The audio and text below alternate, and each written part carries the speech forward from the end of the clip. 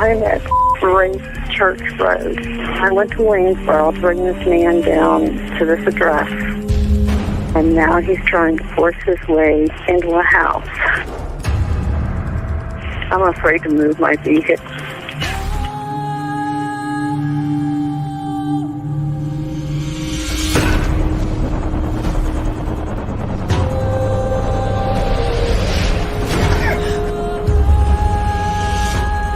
They're fighting in there. It's inside the house now? Yeah. You have your doors locked? It's open. I'm in a van. You need to make yourself safe, okay? Even if you've got to drive away from there to get away from him and close that and lock that door. Do that for me now, please. Okay, wait a minute.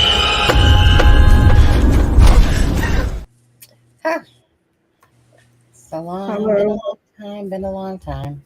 I know. Yep, missed you guys all. It's been a long road to get here, and we finally made it. It's been months at least, or minutes or seconds, pretty much. But this time, thank you for joining us, Alexa.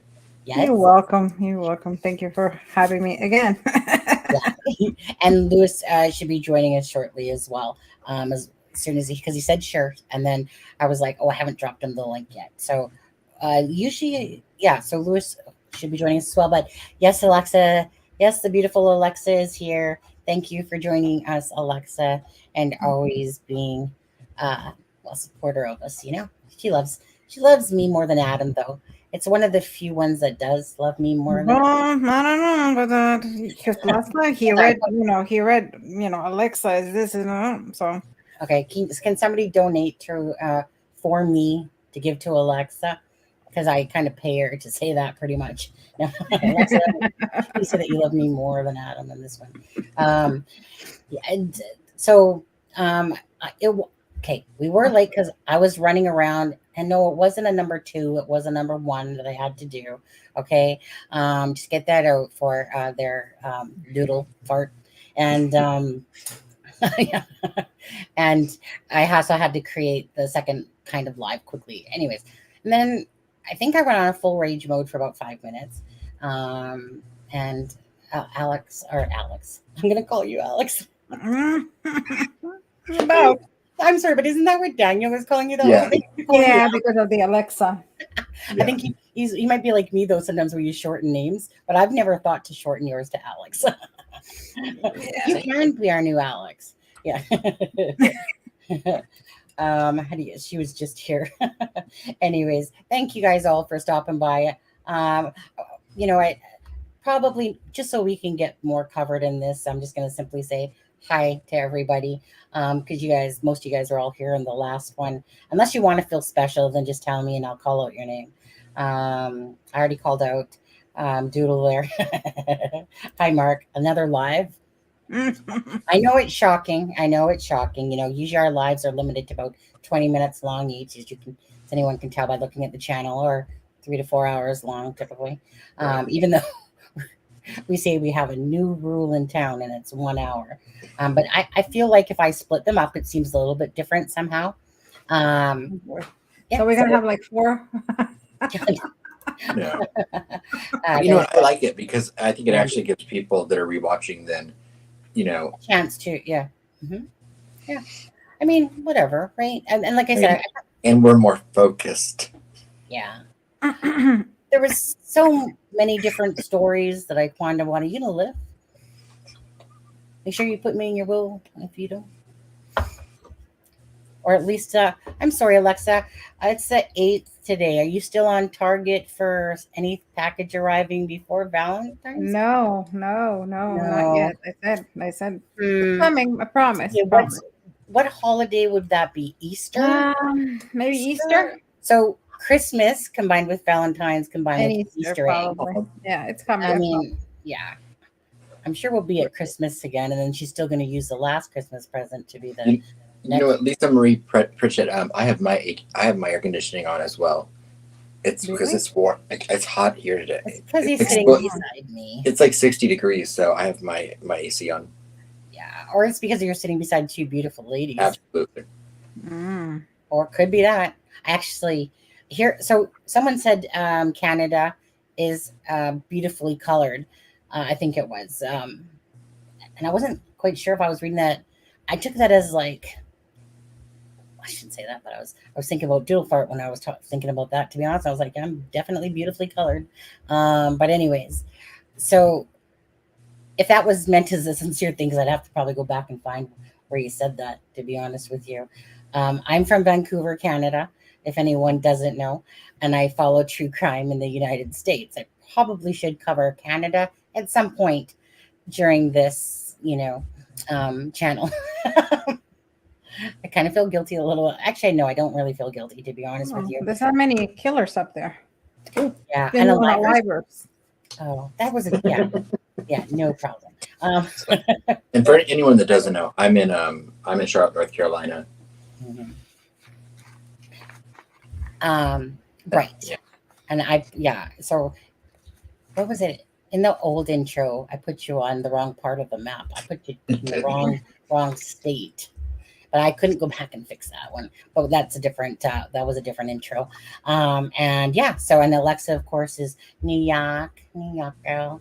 And it's like where CD is from. Do you live far from CD, Alexa? No, not too far from CD. They're probably next door neighbors. Okay. Yeah, like literally, we can probably meet up for lunch or something. Yeah.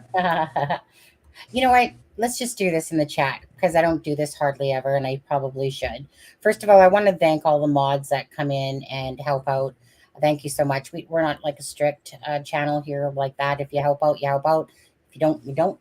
The people that are mods, the like and the share, we do appreciate. So, of course, if you could do that for us, that would be great.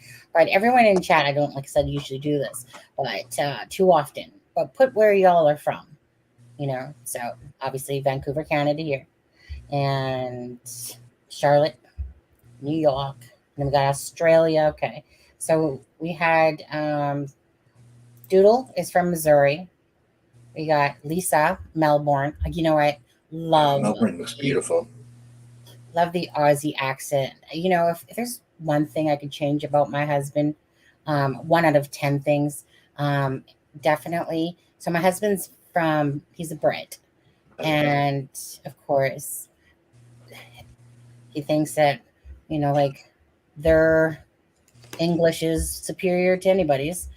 It is, though. They can be like cursing at you and you're like, tell me more. You know what? Correct. When my husband, he's like my little, but if I could partially give him a little Australian little upper note at the end. I do love the Australian accent. Yeah, I mean, and the South African accent is is it South Africa? No. New Zealand. Sorry. Like Tony. Yeah. Like Tony Martinez or Martinis. Yeah. Okay. So Antonio is from AZ. We got Colorado. Colorado has a lot of cases going on all the time. Minnesota. I'm sure some of the other ones do too, but Colorado, because of I always wanted to go to Minnesota. Oh, especially in the winter. Yeah. I don't know why, but I'm more of a California girl. Yeah, Heather lives in California. Yeah, I used to live in Sacramento. Indiana. Oh, really? Yeah. Nice. Kyle's Indiana, Delphi. Heaven forbid what we ever talk about Delphi on this channel. I would love to mod, but I drink too much when I watch church. Oh, yeah. That you probably are in the Ray Jones category, but you're just nicer. Yeah, you might be pretty wicked with one of those wrenches. Can't trust you at the second, Clara. Good try though. I'll keep you in mind. Yeah, for another channel. Yeah, if there's another channel that we don't care for, we'll send you their way and give you recommend you. Toronto, right? Damn, Toronto sees through England, exactly. My husband sees through. I'm sure you remember. If you don't, sorry, my husband is from Nuneaton. Yeah, right, smack dab in the middle near Birmingham over there. Are you close to that at all, see-throughs? I don't recall. I didn't see an update today in Nicola's case. Has there been anything today? Something about the search. Okay, I haven't had time to look, to be honest with you, on that one. I've been told my accent is slightly British, slightly. My husband gets called an Aussie all the time. I love the Irish accent. You know, who is it that has that channel that speaks Irish?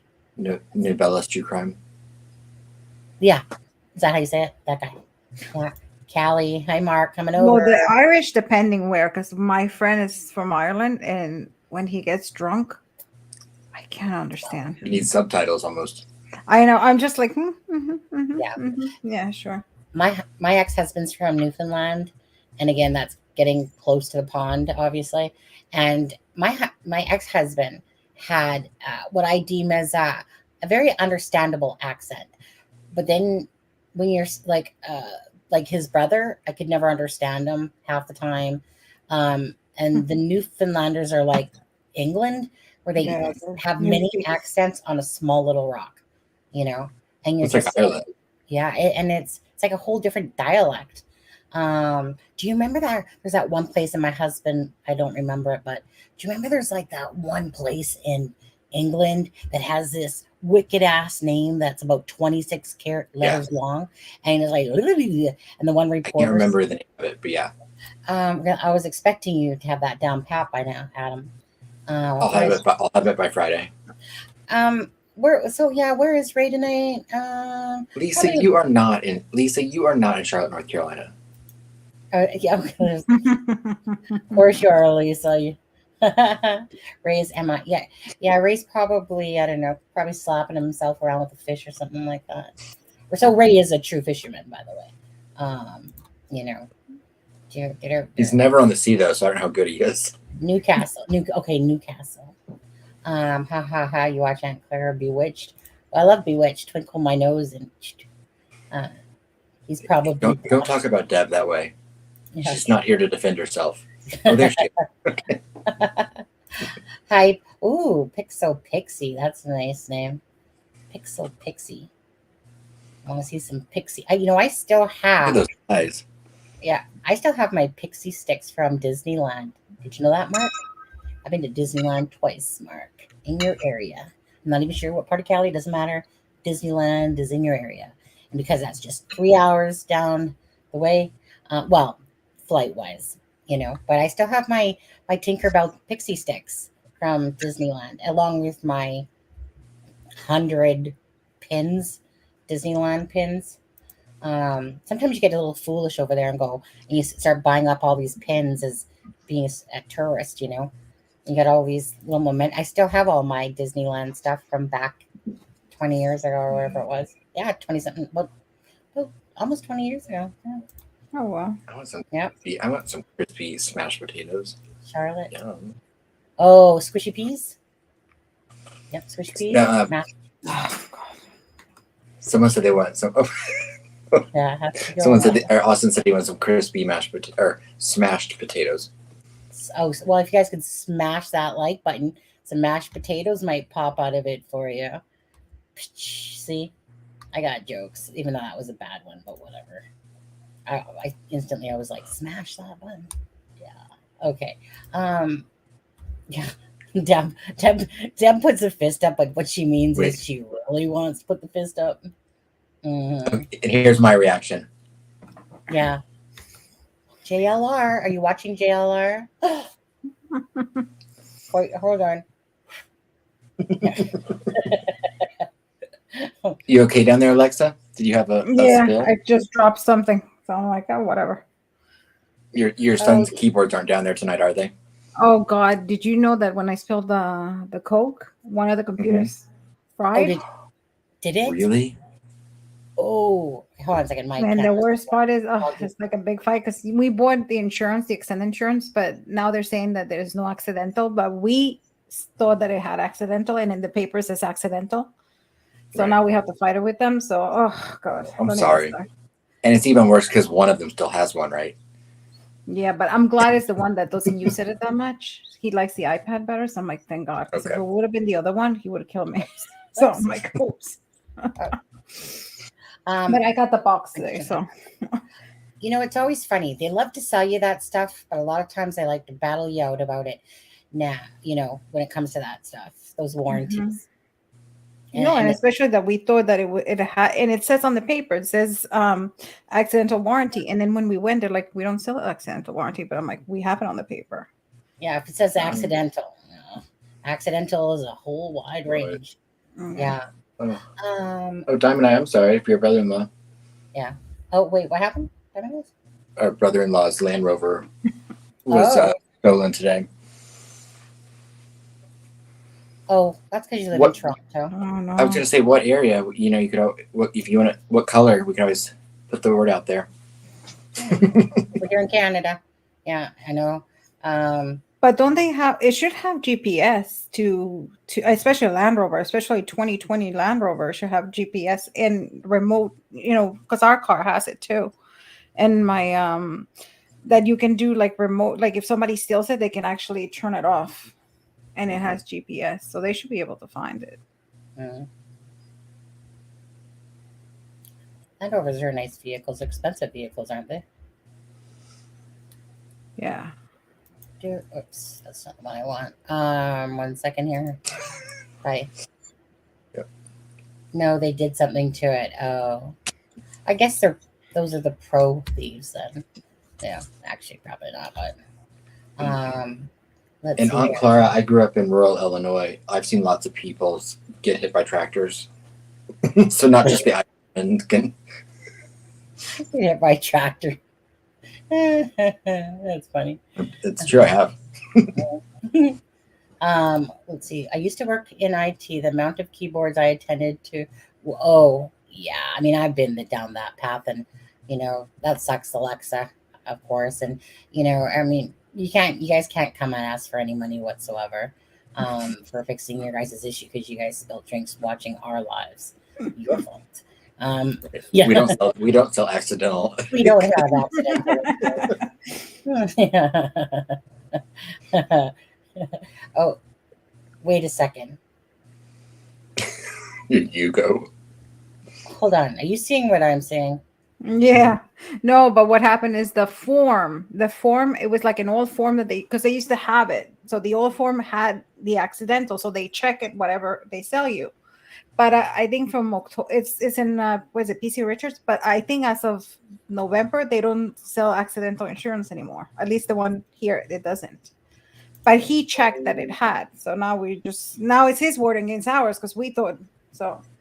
Oh, I know you were talking about. When we called the company, they were very nice, and because we have the proof, they were willing to fix it. So, and I got the box today, so hopefully in a couple of days he should get either a new one or get it fixed. Otherwise, Mama has to fork a lot of money again. They accidentally sold. How many accounts does that boy got? Like, why does he? I'm not even going to bring him up. Okay.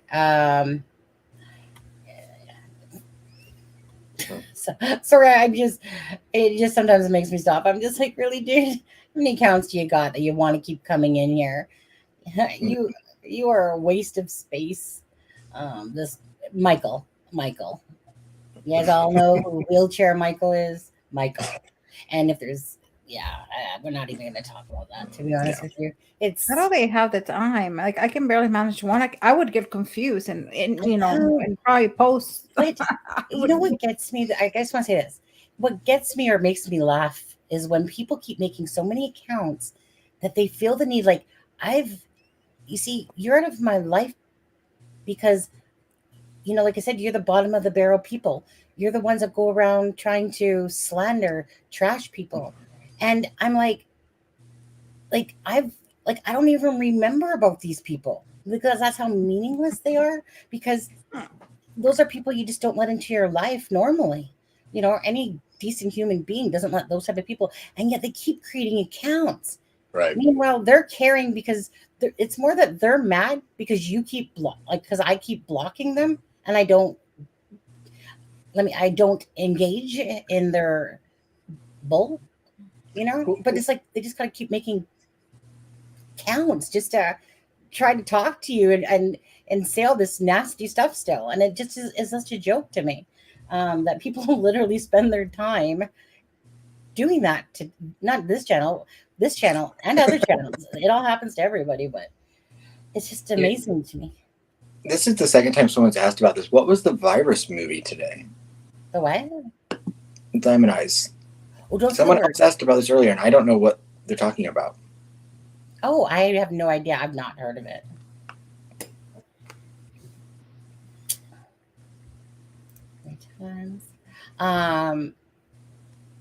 Austin. I know that would probably be me. Yeah. Alexa's great. Okay. I know I have that effect on people. You know what? Yeah. Yeah.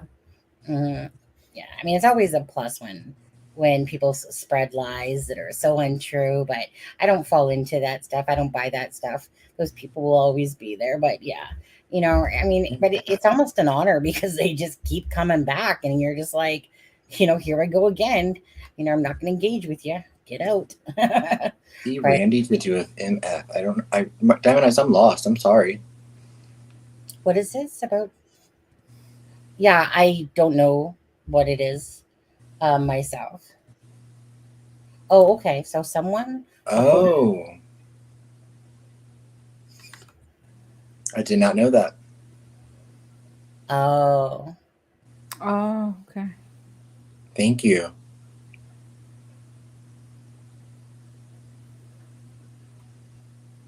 I wonder, when was that? Because do you remember when my ad blocker went off? Do you remember when my virus blocker went off on a live the other day? Yeah. And it's because friends in Messenger are sending me links and stuff like that. It was uploaded today. Was it just uploaded today? Okay. So for anyone, obviously, because it's easy to change a title too. Just be careful what you click on and make sure that you have an ad blocker, or not an ad blocker, a virus. You would think that YouTube would. I don't know. That's weird. You know, but it was weird too, Deb. Yeah, that it went off. I think that was only grab it. I seen something about. I think that was. Thanks for the warning. Device by 2 accounts. Yeah. So be very careful with what you click on. Some people have it where you can scan it before you touch it. But like I said, if you guys got your virus in check, it should catch that. Yeah. So yeah, I mean, people are always trying to do stuff, right? I am 21 and look 50. Well, that's because of we try to tell Deb the same thing. She would look 21 if it wasn't for stuff that goes on like that. But okay, guys. Let's talk about Idaho. And I think before we get started, yeah, you are. What? I said, yeah, you are. Yeah, you are. I was going to say, let's talk about, and I was going to say Delphi, because I'm forgetting. I'm like Idaho. I'm like, yeah. So what I'm going to do is I'm going to play, I think, my own video because that one was green, and I'm going to play a part of that. And this is going to be, of course, and most of you guys should know by now with Idaho about supposedly that Brian Kohberger was fired as a teacher's assistant, and not only that, that about the unfairness and the basically detesting females. And if you guys don't, or if you guys do recall this, remember in Pennsylvania the bar, the what was it called? Seven Sirens, I think it was called. And remember, they had him in the computer because he was being inappropriate and asking like really just being really creepy and stuff like that. I mean, I think between different people, you kind of get a mixed vibe. Some people saying, yeah, like, no, he was just whatever. And then other people saying, no, he was awkward, weird. He was this and that. I tend to believe he was more on the creepy side, to be honest with you. I'm not sure now. I sent something about a movie. Well, again, just be careful, you guys. How long can somebody say how long this movie was so that when someone does receive it, they know the approximate, like that we know that the length of this movie? Because if you know the length of the movie,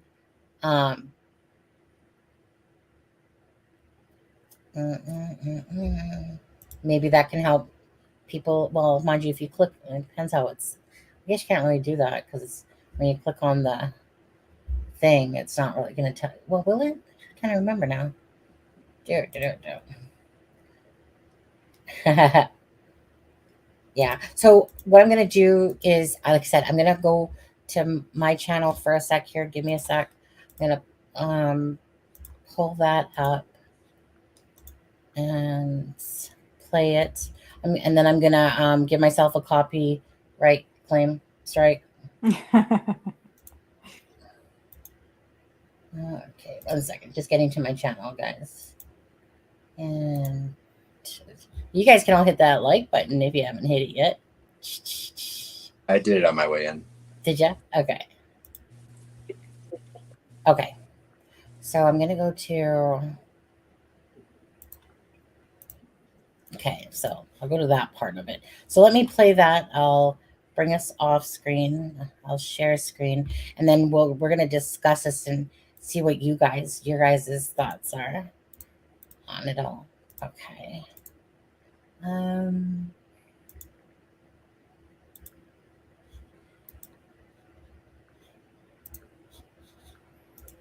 Okay, take us off screen. There's been a lot of focus on the chief defendant in the case, Brian Kohberger. And now we are learning a few things were happening in that man's life leading up to and right after. Things like being investigated by his own school, Washington State University, where he was working as a teaching assistant. And apparently the investigation wasn't going well. He was warned time after time after time to cut back on the bad behavior. We're told behavioral problems specifically. But time after time after time, he didn't. He got more feisty and belligerent, even arguing with his professors, until they finally decided, you're fired. That's right. Brian Kohberger was fired as a teaching assistant from Washington State University.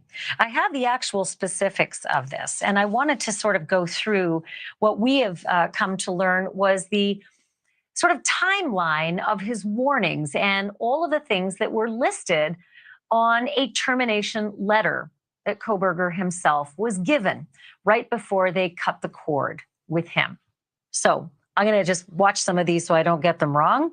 But the highlights, or lowlights, I guess you might call them, was that he had a sexist attitude towards females that he interacted with at the school, that he was rude to the women, and then get this, as a teaching assistant, he apparently graded the women differently than he graded the men. Here is the alleged language that was included in his termination letter along with the timeline starting on September 23rd. And by our math, that's about 1 month into his brand new job as a teaching assistant in his doctoral program, which may or may not have been tied to his teaching job. September 23rd, Kohberger apparently has an altercation with one of the professors named Dr. Snyder. Just 10 days later, on October 3rd, the letter outlines that they had met to, quote, discuss the norms of professional behavior. And then 18 days after that, on October the 21st, Dr. Snyder emails Brian Kohberger to say that he has, quote, failed to meet the expectations that were outlined in the discussions they'd had before. 12 days after that, on November the 2nd, they met again to discuss what they called an improvement plan. And then on December the 7th, that's about, well, let's cut to actually 12 days later, 11 days later, the murders actually happen. So they have the meeting to discuss the improvement plan. And 11 days later, on November 13th, the murders are carried out. Then cut forward to 24 days beyond, and that's December 7th. That's when there was another meeting with the professors. And this was supposed to be about the progress of the, quote, improvement plan. Apparently it didn't go too well because 2 days later, on December 9th, he had another altercation with Dr. Snyder. And here's the quote, in which it became apparent that you had not made progress regarding professionalism. 10 days after that, December 19th, Brian Kohberger is officially terminated by Washington State University. And some are reporting that he was withdrawn from the data system 3 days later on December the 22nd. Dr. Bond, you probably just heard the breaking news that we just reported on all of these conflagrations that Brian Kohberger seemed to have been having with his professors, with his students, and with other people among the staff, to the point where he was cut loose. He was fired from Washington State University from his teaching job. I just wanted to get your initial reactions to sort of that behavioral profile as you look at then now what he's accused of. Oh, absolutely. And first of all, thank you for having me on this evening. And I wanted to say, I was thinking about this myself. I was a TA. When I was getting my PhD at the University of Miami, I was a TA, and that TA position was tied to my funding, my assistantship that paid for my entire education. So that is not something you want to lose. You do not want to risk losing something like that. And the fact that it escalated so quickly and that he was terminated in his first semester there would suggest to me that his behavior really was egregious, that it was something that had become a big problem for the department and the university. And so I wanted to just give that as a little bit of background. But to the extent that that this letter, which I don't believe the letter has been completely authenticated yet, but if it is in fact true and the timeline is true, then this is something that could have absolutely contributed to him reaching a tipping point in his rage and anger and leading him to strike out in this terrible. Yeah, we don't have our hands on the letter yet, but we've had the essence of it authenticated by a source close to the investigation. And that's the next best thing without actually getting your hands on a copy of the termination letter. And obviously, when it comes to those kinds of, staff and policy, obviously administrative staff policies, employment records are pretty private. It's hard to get your hands on those things. But I'm curious about, I was so curious when you said that for you, the teaching assistant job was tied to the actual program. And I'm guessing that that's not a far stretch to suggest the accommodations that were on campus as well might have been part of that too. So there could have been a lot of stress. What I can't understand is the utter bravado that it would take if all of that was on the line and you're getting warning after warning and a helping hand to try to work through your problems. What kind of personality do you think this is that would literally thumb his nose at the authority that hold his future in their hands? Great question. And this crime that he committed, but I've been saying for some time now that the more that we learn about him, his development and his progression seems more similar to a serial killer. And I've studied serial killers extensively for some time. And so this didn't just happen, Ashley. I think that he was evolving, developing over a period of time. And he reached a tipping point where he simply couldn't take it anymore. And he had to act out on his fantasy. And so something like this, where the rug had been pulled out from under him, his funding, his home, as you said, which I do believe was probably tied to his assistantship and his TA position, it could have just pushed him over the edge to the point that he had to act out. And because the escalation was already there. As you said, he was in trouble by September, by October. He knew that he was in deep trouble by then. Well, he still has the presumption of innocence, and these are allegations against him until they're proven in a court of law. So I'm still just so astounded by the sexism and the allegations that he was grading the women differently than the men, and that to me would be a big, red flag for those teachers, or should have been, and perhaps they did catch it very quickly as they started right in September. Can't thank you enough. So. Yes. Going to stop it there. Now I want to bring it back. I'm going to bring it back up for a sec because I want to bring it back to that timeline. So give me 2 secs. So I do that. Where was that? Right about here. Okay. Let me just bring it back and stop screen and show it again. The timeline is crazy because September 23rd, he starts with the first alteration. October 3rd is the meeting to discuss professional behavior. October 21st is the email to talk about expectations. November 2nd, improvement plan. December 7th, improvement plan progress. December 9th, second alteration with the professor. December 19th, basically he got fired. Right. So my question is, first of all, September 23rd, that means school had just started. Right. He'd been there less than a month. Less than a week. So month. I don't know how it works, but for example, like we don't take TAs in the first year.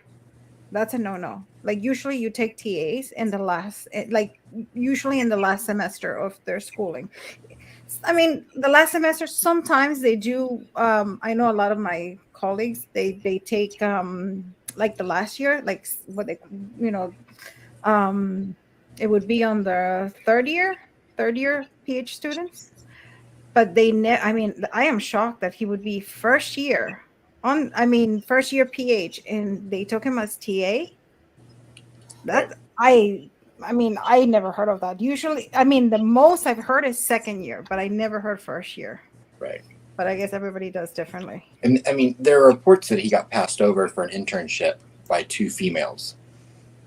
Oh, okay. I didn't know that. Okay. And that that is part of what played into some of the hostility he was having in this department. Mm-hmm. Okay, that could be it, that he had a internship. And a lot of professors do it. I particularly don't like that because I find that a lot of professors do it because they are a little bit lazy and they don't want to do the work, or sometimes they're too busy. It's almost like they have so much going on in their lives that teaching is at the bottom of their things, that they just do it, I guess, just to get the tenure and get the privileges of teaching. And they just get assistants to do, grading. Grading papers. I would never allow anybody to grade my papers. To get anybody to grade papers, or that's a big no-no. But everybody does different. And I know that the professor that he had, Dr. John Snyder, he's a Juris Doctor, which he's a lawyer and he's a criminologist. Well, a really good criminologist too, and Dr. Willits. So they're both really good. Especially in criminology, they're very right. And that school is world renowned for its criminology, its criminology studies. So, I never heard of that. I wanted to call tomorrow and find out because I really never heard of people taking in, especially because you don't know how they are. Especially they don't. It's not. Obviously they come from grad school, but they haven't had any experience. That's not even 10 days into his PhD. So, right. Well, Alexa, I want to ask you something quickly, because we heard, of students talking about him grading papers, which made it seem like, like it was before. Like, do you believe in this being said? Like, I actually heard from somebody that actually said that this professor was very laid back, and he wasn't really hands-on. It was almost like Brian was like conducting the whole class, and he was in charge of the grading, even the assignments. The professor would just come in, sometimes teach, and he said that he didn't even care if people were in it. He was like, you know what, you guys are paying for it. If you guys are here, as long as you guys get a good grade, that's all that matters, which is a big one. I would assume that his classes are probably coveted classes to get into with his reputation and his resume, if you will. Yeah, I'm sure that's a core class, so everybody has to take it. So I don't think it's an elective. I believe it's a core class. So I believe everybody has to take them. Well, first of all, though, but do you believe that this information by News Nation is accurate? Do you think that it's truthful, considering they don't literally have the paper in their hand, but they're, of course, saying a source? And this is sometimes where I have my thing. I mean, I wouldn't, I mean, I'm sure they probably checked the source that probably given to them. I mean, they said they had 3 sources. Yeah. Okay. Yeah. I mean, it sounds accurate. It sounds still, because it has dates. So right. I mean, it does sound accurate in the sense of it just kind of goes in line with the whole 7 Sirens bar thing. What some people, you know what I mean? Like, right. It sounds like it's, wrapping around more information that's tying it into his personality that's going on. So it does sound, to me, it sounds like it doesn't come from, to me, honestly, it sounds like this is coming from somebody higher, because a student wouldn't have this information. No. I mean, how would they know they got into an altercation with the professor? Right. Usually you do it after class, nobody's going to be there. So to me, this sounds like it's somebody high up that probably leaked the information. Yeah, I mean, to me, it sounds almost like they have the termination letter. But and I think that's one of the reasons that we're just now hearing about it now is because of when the dates are, they line up with, the students wouldn't have known because they were on winter break. When they left for winter break, he was still there. Yeah, and I don't think his was, because I know this professor was saying that it was tied to his tuition, but I don't know. For me, I don't think Brian's. Maybe, and he just didn't care. He already had it in his mind that he was going to do it. Maybe but it even doesn't surprise as well. me, the fact that he was grading women. I mean, I always said that he was probably going to have a little bit of sexism. Yeah. So. Yeah, well, he comes across like he's got some definite female issues going on. Yeah, even the way he carries himself, like you can really. I mean, I think he looks, and I'm just wondering, how he must feel to have a defense attorney that's a female, and I think hopefully that's probably why they assigned it. He must not be happy. Well, I think I've always thought he's going to try to over lawyer whoever his lawyer is, but especially if it's a woman.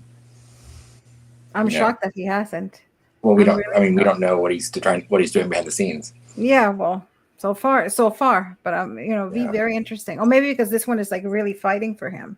Right, and if this information is true that News Nation reported, I would say it's probably safe to assume that law enforcement were highly anticipating, or have been highly anticipating, and probably have spoken to this professor many times, because I would assume this professor, had a personal or a close professional relationship, at least with Brian, and I'm sure it can give some insight into what was going on in his mind during the period of this crime happening. Yeah, I mean, it's I don't know. It's really, it's really interesting. I just think that this letter, to me, it sounds like somebody high up there leaked it, or they're saying it. So maybe, because there's too much details, you know what I mean? Mm-hmm. And I think maybe because there's too many details, it might not be fake. Because, usually when something is fake, there's not too many details. It's more broad. I agree. And honestly, it's in the school's best interest to have them look good, rather than them being, have someone that commits a quadruple homicide that's in their criminology department, and for them to have known nothing.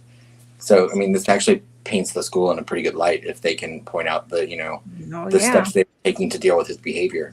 Yeah, because now they look bad. Imagine, this professor now looks like a pushover, because September 23rd, how many, not even a week into school started.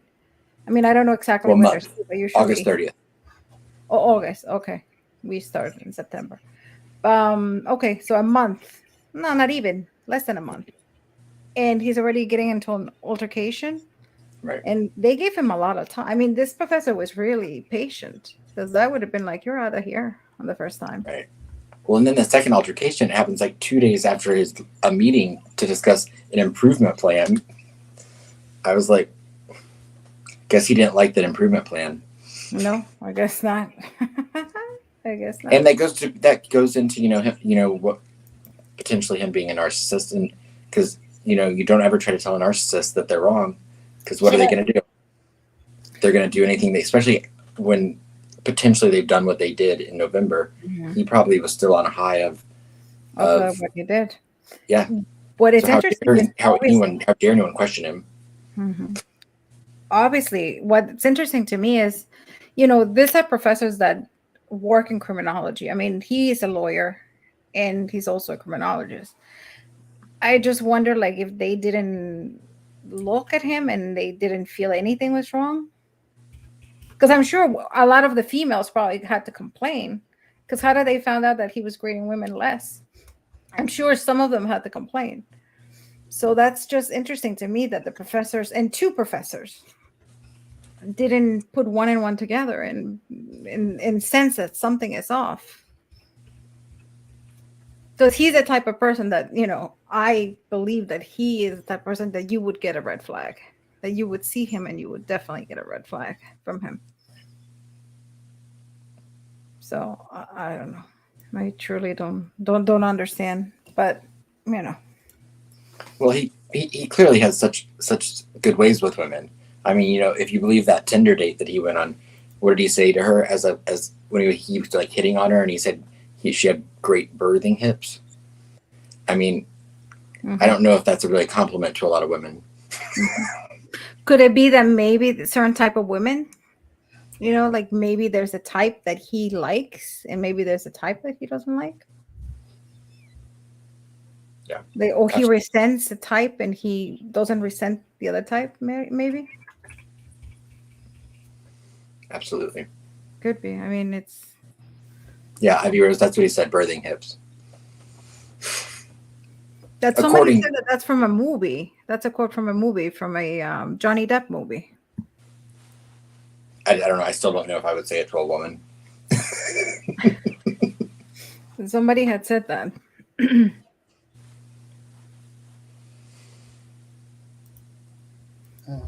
I just, sorry, this is off topic for a second. I just want to go to Delphi for 1 sec. Jojo, yeah, so you're talking about this person, her name is Erin Town. And Erin Town, at one point, like, you can tell she's like a true geek nerd type of female. And so we let her join our chat, and she started it, but the whole point was we were putting names to it, to this matrix of the attachments to people. So, I mean, the thing is that she has a definite bunch of screws loose up here. Like, she's like, I hate, some people just think like a robot, and she was one of those people, but she was out of the park strange as well. It's kind of like normal meets other personality, but just somebody, those people that literally like live to read books, but they start going, well, because your tongue's hanging out, that means that you're SK, because you're this, that, like, it was just too absurd. So that's who you're referring to, the matrix that we were applying some names to put together. But anyways, sorry guys, I just wanted to address that because I just kept seeing it in the chat. Oh, I think I forgot to send you, Sunny, and this is back to Idaho, but I came across it was a local news report I watched last night, and it was interesting because it was the DA in both counties in Pennsylvania. That it was DeSales University, the county that's in, and the county where the community college that he went to was in, and it talked to both of the DAs from those counties. Talked about how they, after the arrest, went back and examined all of their cold cases, and found no ties to him for any crimes that had been committed in either of those counties, other than one 911 call that he made one night when he, I guess, somehow got his car parked behind a fence that got locked in a park. I'm sorry, who are you referring to, Adam? Brian Kohberger. Oh, okay. That's right. Okay. Yeah, but I hadn't seen that, and I hadn't heard anyone really talk about it. But but to hear both of those DAs confirm that yes, they've gone back and looked at all their cold cases, right, and just to see if he was tied, see if the modus operandi could be tied to anything. Right. Okay. Gotcha. Come on. And you guys put your comments about this, your feeling. So, are you believing News Nation's claims that a source gave them this. Does this tie into what you think about Brian Kohberger? I think so. I think it's like, again, I feel like Brian Kohberger had some deep-seated issues going on, and he obviously, and this is just my own opinion personally. So my own thoughts, I guess, is what I'm saying. I feel like he had some anger issues with women for whatever reason. Not sure when it started or how it started. I think that he has definitely wires loose, and I think that, yeah, if his world was crumbling around him, and it seemed like it was, and so what? Did one of the girls snub him, and whatever? Like what made him go to 1122 that day? Like I said, so did one of the girls see him somewhere, know him somewhere, snub him in a sense, and he was like, yeah, I'm coming for you. My life's pretty much going downhill anyway, so might as well carry out my fantasy here. I don't know, but it's can't explain the brain. So Alexa, like I said, so I mean, what do you think all this started? What do you think the core of this started from? From Brian, you mean? Yeah, like meaning, like, do you think it was that he was wired wrong from the start and he just has had these tendencies? Like, where's this, say, anger towards females coming around, do you think? Like, we don't know his life good enough to obviously. No, it would be interesting. And the only mention I remember when I read those pages is he never mentions his mom. I mean, I know he mentions his dad, that he was being an idiot, like an asshole to his dad, but he never mentions that was a good man. Yeah, he never mentions his mom, or he never mentions his sisters. So that's pretty interesting, because you would think, he would say, I'm an A to my mom or to my dad or whatever, but he never mentions the mom nor the sisters. I personally think, I don't think he was born that way. I think or maybe, but no, I honestly think, or even if he was born, I think something had to trigger, but I think it was in the teenage years. I think it's 14, around that age. I think between the weight, I guess maybe teasing him about the weight, starting the medication. I think around and starting, I think that's when he starts taking what is it?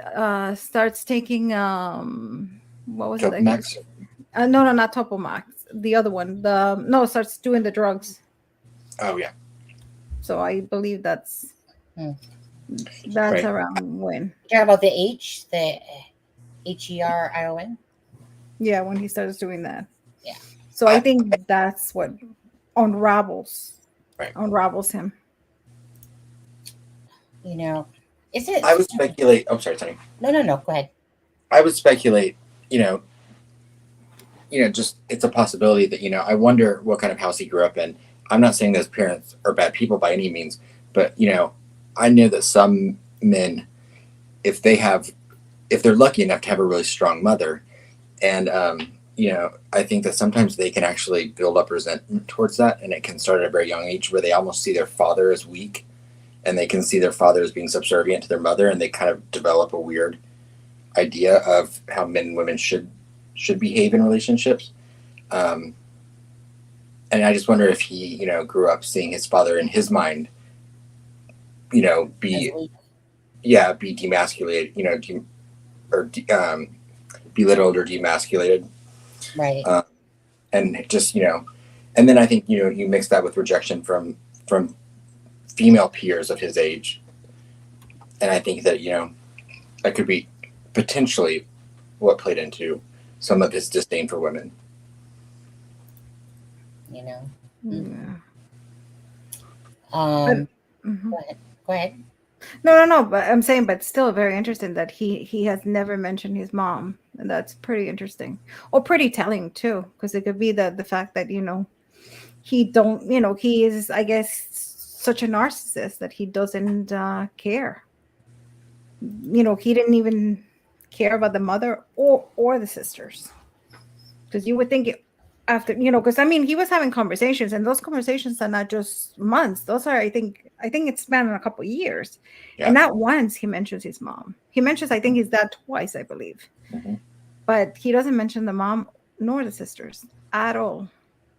So, I think his dad abused his mom and treated her bad. Okay, So he took on and that could very well be, because meaning and that's just it. There's so many different directions in a sense, but that's exactly it. Like, look at my son literally. And so me and my child were very close, right? My son was everything to me. When the divorce happened, he turned on me. My son is literally a mini me of his dad. So during like I said, my ex-husband was, he was a good man in lots of ways. And then all of a sudden, up here started, things became about money. It's like anger issues were growing in his head. Then next thing you know, once my ex-husband called me a name, that was the door open for him to keep calling me names when we had moved to Whitecourt.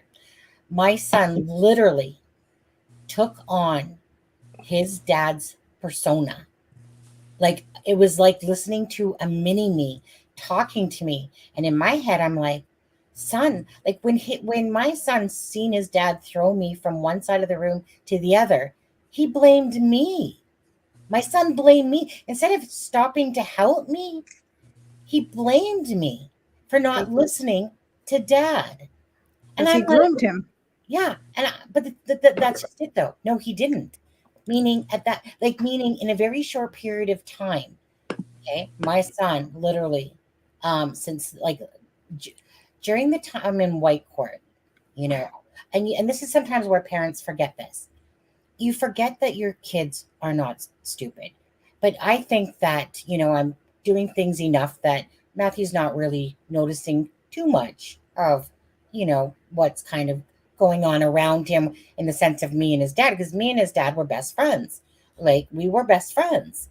And I couldn't understand who this other human being was coming out of, because we were married for 17 years. And it was in the time that we moved to Whitecourt that all of a sudden this whole different person was emerging. And the thing is that me and Matthew were close. I remember Matthew's lips coming up the stairs in Whitecourt, because we had a tri-level type of house, so that I could look over and I could see the downstairs from the kitchen, because the kitchen was actually up, up the one floor. Bad boys. Thank you. How old was he, dude? How old was he? Yeah, he was at that time, he was probably about 13 years old. And he come up the stairs with his lips quivering, and he's like, Mom, why doesn't Daddy love me? Why does Daddy always do things to hurt me, right? And I'm like, buddy, and I always felt like I had to give our son double the love, because I always had to feel like I had to make up for what his dad wasn't giving him. But the thing is that, again, so he, at this point, once the door opened up and my ex called me a name, I mean, that opened the door for him. And so now my son is watching my ex-husband call me all these names, talking disrespectfully to me. Like, I could say good morning to my ex and he'd go, F you, but whatever, right? And I'd be like, really? Like, you can't even say good morning? And he'd be like, yeah, whatever. And so Matthew was seeing this behavior. So me and Matthew were close. So Matthew took on his behavior in a very, what I call a short period of time, because he was looking for his dad's love, Alexa. That's what he was searching for. He had mine, but he felt like he needed to betray me because his dad finally was giving him attention. And then, so me watching my son transform into his dad, like word for word out of his mouth, calling me names, saying the same things. It was deja vu all the time. And it was like the darndest thing. So to this day, me and my son have a very estranged relationship because of this, because my son now deems me as this, demon mom, in a sense that basically did all these bad things. And I'm like, are you on a different planet than me, son? Because your memory is fixated from this point to this point. why aren't you remembering all this? He's only remembering from a certain time point, and it's so mind-boggling to me to know the truth and to listen to how Matthew is saying things. And it's like being in a, like I said, a different body and going, are you, did you were there, Matt? Like how can you say these things to me? Like it's still absurd to me how my son treats me and talks to me as if somehow that I'm not this good mother anymore, that I used to be, but I'm not. And I'm like, no, dude, that this is where your dad has planted those seeds because of his hatred towards me, and now you actually believe it like it's true when it's not even close to being true, you know? So it's kind of like that thing that he took on his dad's whole persona and hates me, my son. I can guarantee you. I don't think he likes women too well. I don't think he likes women too well. And for me, it's hard as a mother watching my son be this way, knowing that that's not the truthful story of what his head believes is to be true. And I can see my son. He's a little jerk. He's a big jerk. I mean, he literally ditched a female because she spilled hot chocolate in his car and ditched her in the dark somewhere far and made her walk. What kind of, I didn't raise no son like that. That's Do you know? horrible. So I brought him up on Barney, you guys, caring and sharing, and I love you, you love me. Like, you guys have no clue, like, you guys don't know me, how much love my son got from me. My son was my everything. He still is. He just doesn't. What about the relationship with other women? Has he had girlfriends? Have you met any? It. I don't know much about his life anymore. No, but when he tells me things, you know, one time he told me, like, one time he came to visit me and my husband now, Steve, in Calgary, and he said to me, you know, he was being okay. He accused me, and, you know, like, this is one of the times he was being okay, and he told me, hey, Mom, I think I might have gotten a girl saying that I got her, you know, pregnant.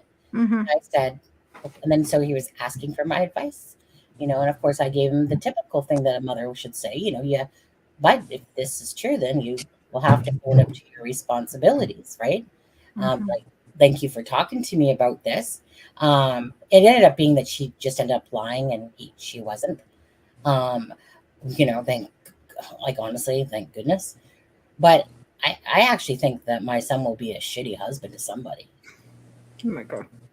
Well, yeah, probably, because then he's going to repeat probably the pattern that he has from your husband, right? And that's why it's so hard, because I raised him with every ounce of love. But the fact was, he was looking for his dad's love. He literally turned on me. He's become this child that I do not know. And I don't know much about his life. He doesn't tell me. He turned into his dad. And it's sad. I'm heartbroken beyond belief, if any parent could understand. It could still change. But go ahead. I said it could still change.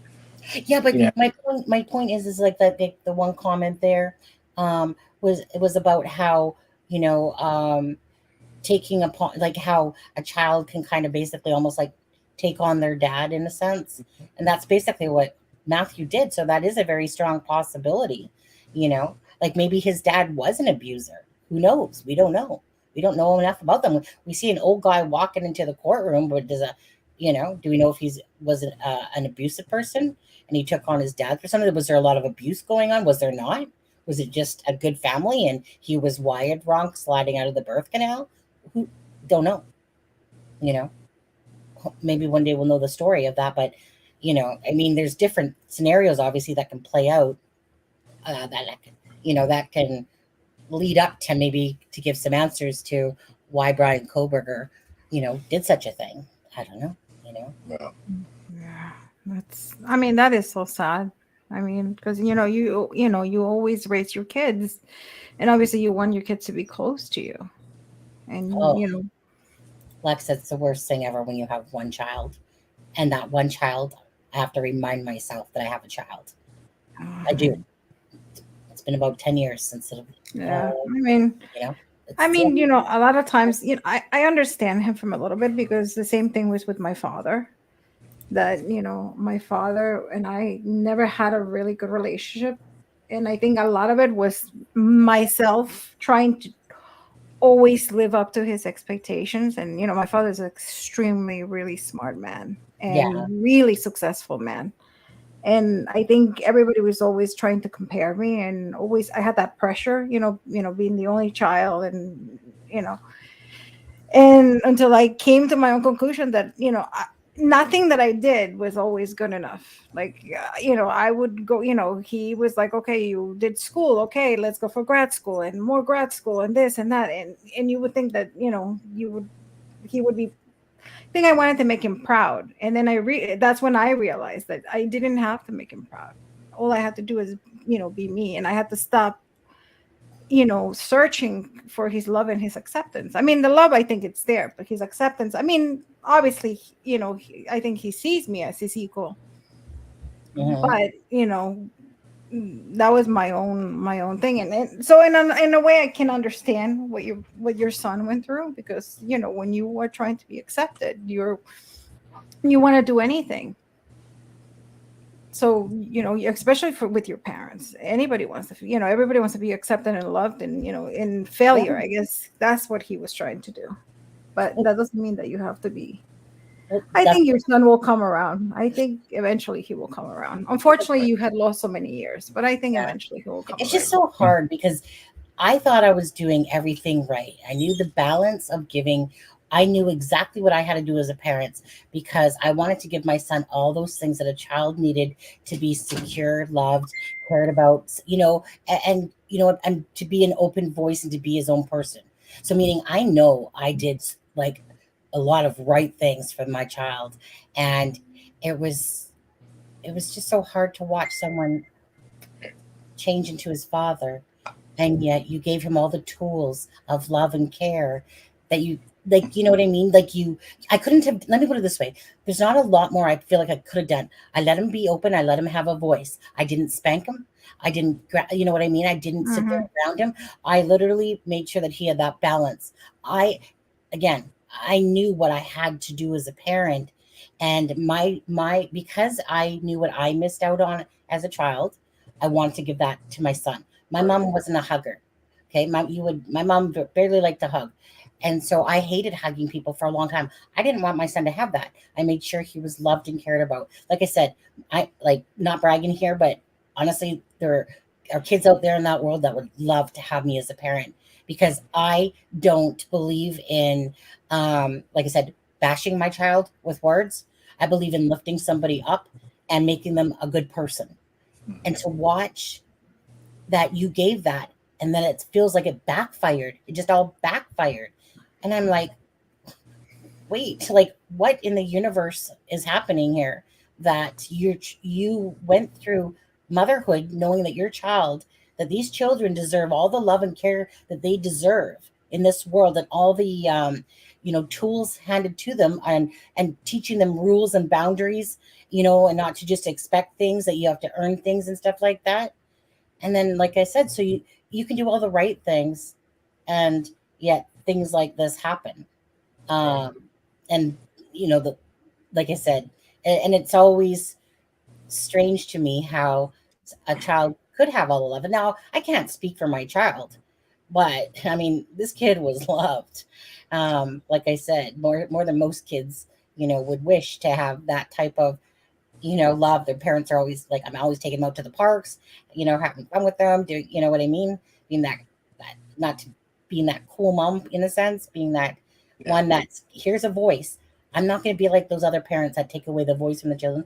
I'm going to give you a voice. I'm going to let you have your say. What would you like to do, Matthew? Do you want to learn to hunt, or do you not want to learn to hunt? Your dad's a hunter. I am not, but I'm going to leave that choice up to you, because you have a brain, and I know, you have a voice. And he was always told he would never get grounded. He would never get in trouble if he told me the truth. Right? We talked very openly, me and my son. We had a very amazing relationship until he wanted until his dad started taking him hunting and giving him attention. And he liked that attention. He even told me one time, Alexa, like I said, I've said this before, he even told me the one time that, Mom, I have to hate you basically because I have to do it for Dad. You know, it's like he felt like he had to turn on me because his dad hated me. So he had to. He felt like he had to take sides. And I said, Matt, you don't have to take sides. But I'm just saying that, like I said, you could have all the love in the world and still, like I'm always worried. I was always worried that my son was possibly going to take his own life or do something because of his attitude that I was watching. He made me worry about him because of this attitude, this anger attitude. And the thing was, Alexis, my problem was with this is that his attitude or his anger is so displaced. He needs help. He needs to see a psychologist. And did you ever try to take him to a psychologist or? Well, yes. But of course through school, I called up the school and said, look, this is what's going on in my son's life, but the thing is that it was only if the children were willing. Now, so this is what happened. So Matthew was going to see the psychologist or whatever in school, the counselor, the guidance counselor. Yeah. Steve, the ex-husband Steve says to Matthew, you don't need that crap. And So Matthew came back at me and said, yeah, Mom, Dad said I don't need that crap, so I'm not going to do it anymore. And I'm angry, right? Because he's inflicting this on our child. Mm-hmm. He's doing so wrong by doing these things to our child, and there's nothing I can do about it. Because again, I can say, Matthew, I've offered many times, hey, Matthew, if Mommy will pay for it. If you need to go, like, this is me living here and him living in his province, Mommy will pay for it. He's 20. You guys, he's 23. 25. Sorry, I just have to get my cable, my phone, and my 25. We divorced back when he was like in 2013. Okay. But yeah, so I've done everything that I know how to do. But when you have someone that's stopping him from being the best person that he can be, as a parent, it kills me inside that anyone plants seeds and inflicts that type of issues on their child because of the hatred that he was feeling for me, the ex-husband. And the reason why the ex-husband hated me, I'll tell you why, really, because I was a do-gooder. Because I'm a do-gooder. He hates the fact that people like me because I'm one of those people that cares a lot about people, and he's not me. He always would say that to me, my ex-husband, before he was my ex. You're the only person I know that is so giving and so kind. Why are you that way? And I would say, what do you mean? Like and then when he hated me, he told Matthew, I thought I was basically an angel with a halo on my head, that I thought whatever. So then Matthew uses that on me now. So Matthew calls me the narcissist now, tells me I think I'm an angel. But you see that type of damage? So we don't know what's going on in Brian Kohberger's life. But like I said, it could be different things. Who knows? Wired wrong? Who knows? Is it susceptible to what was there some trauma in his life growing up? That, like my son, that's making him treat females like dirt? My son will not be a good husband the way he's going. Unless he changes his attitude and realization kicks in, he will not be a good husband. Well, and that's what I told you. That's what I told you is that, I think that, if there's going to be a catalyst to change his behavior in your relationship, it's probably going to be because he meets a girl that changes his life, and she's going to be the catalyst that makes him start treating you better. Correct. Could happen. He's willing to bring you back into his life. Yeah. You guys, I realize that this isn't about my son, but it's just, again, going back to Brian Kohberger and that statement that I can't think of who made that one, but about, again, we don't know what kind of trauma Brian Kohberger did have or didn't have. Did he see his mom getting abused and took his dad's side like my son? Did he or not? Or was he just We don't know. We don't know anything. Like we really don't know. I mean, it seems that, the mother and the daughter seem close, like really close. But I mean, that could be from the outside and because of this, but I mean, there's no way of telling. Also, but you touched something very important, and you said about recognizing your child has a problem, because a lot of parents, and this is the one things that I always say about prevention, because it's not so much about committing the crime, it's also prevention. And how you can prevent a crime is by being aware of your child. And I know as a parent, sometimes you don't want to see it. Like you always have an excuse for your child, and the child will be breaking things, and you excuse 100 times, and you make up things and whatever. But you have to be honest. And I think a lot of these cases, especially like in the mass murder, in the mass unalivers, those type, the parents always, when they go in retrospect, they always say, okay, yes, I saw the signs, but they didn't do anything. Like, okay, the kid is like unaliving birds and has unalive birds in his bedroom, and decapitated things and whatever animals, and the parents don't do anything, and they're like, oh, it's just the face. And so that's the one thing that I really like that you said, that you recognize that and you try getting help. It's one thing, obviously you can't force anybody getting help, but you recognize. And how some people are very aware of their surroundings. I'm very much aware of my surroundings, and I'm very much aware of other people's feelings and the vibrations of people. Oh, good night, Fibro. By fire. Yeah. So, so for me, it's very, for me, I find it easy, like meaning it for me in my head, I'm just like, it's not rocket science. When I can tell that my son's having issues or whatever and can recognize it. Of course. Yeah, absolutely. Mm-hmm. And again, I don't even know how to explain it. If you guys know, you guys all get those, especially when you're a deep intuitive empath, you sense everything. You're just sensing everything. You're not thinking nothing about it. So I always knew how to fix it, what to do, but you can't do it if they're not willing. And to watch, like I said, the ex destroy a child that way to me is the most ignorant, selfish, thing you can ever do to a child. Is put that child into the middle of your hatred or your ex or something like that. And especially because those are the formative years. That's the base. The family is a foundation. Is the base of people. Of what you're going to become. And then my grandmother used to say something, and then I found it so interesting, because my grandmother always used to say, like, when you marry somebody, always look the dynamic between the person and their mothers, and how they act with their mothers and their grandmothers, but especially their moms. And that's how you would tell. And it's true. And I remember, looking, when I met my husband, and I was like, wow. I was like, oh, what a good kid he is. So he tricked you good. No, he's amazing. I am the one. If anyone would have saw me and my ex-husband, they would have saw a very much in love couple, because we were best friends. Whatever turn he took in his head. So do you know what I mean? Like I said, so my ex-husband would never call me a bad name. He was a decent husband. He cared a lot about me. He did. How long were you married with him?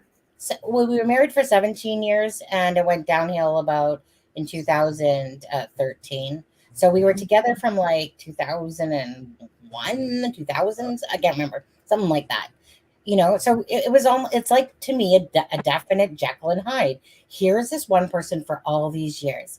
Then, and they always say this, people that usually have issues when they're younger, they'll manifest in your 30s or 40s. And that's exactly what I could tell was happening to him. Again, I'm very much aware that something's going on in his head that's causing him to talk about money all the time, that he's having these anger issues about his father being KILLED when he was 8 months old, and he felt like he missed out on that. And that's why I thought he would be this amazing father as well. But in turn, he really didn't give his son. He basically had said to me, When Matt's useful, let me know.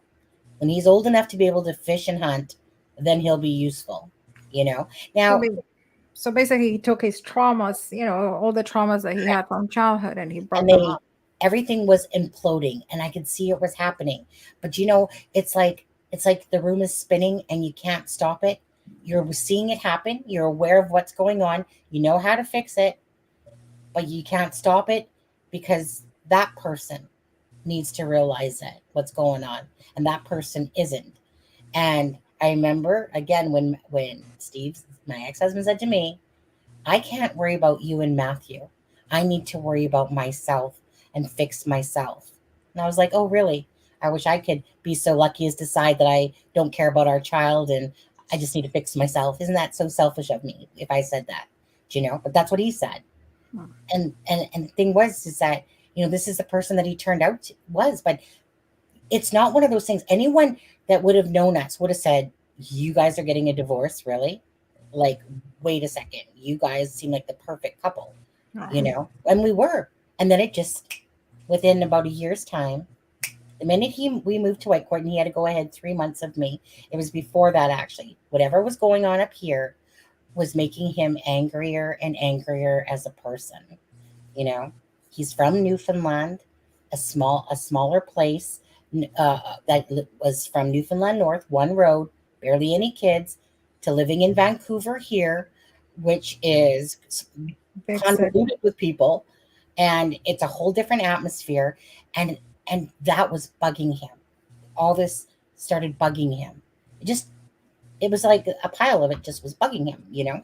So this is where I feel bad for people because I never hated my ex-husband. I mean, he makes me definitely want to hate him because of what he's done to our child. But I felt actually bad for him because I knew what was going on in his head. And I felt bad that these younger issues were, when he was younger with his dad and stuff like that, were arising. And the thing was, is that, but I could see it because, again, you know, wise enough and whatever.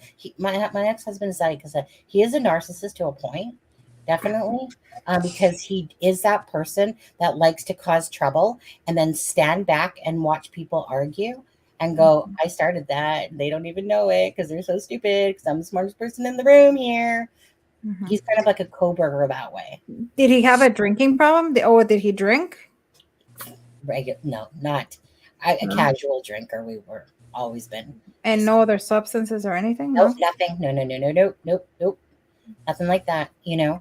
So it was hard for me to see my best friend changing into this person.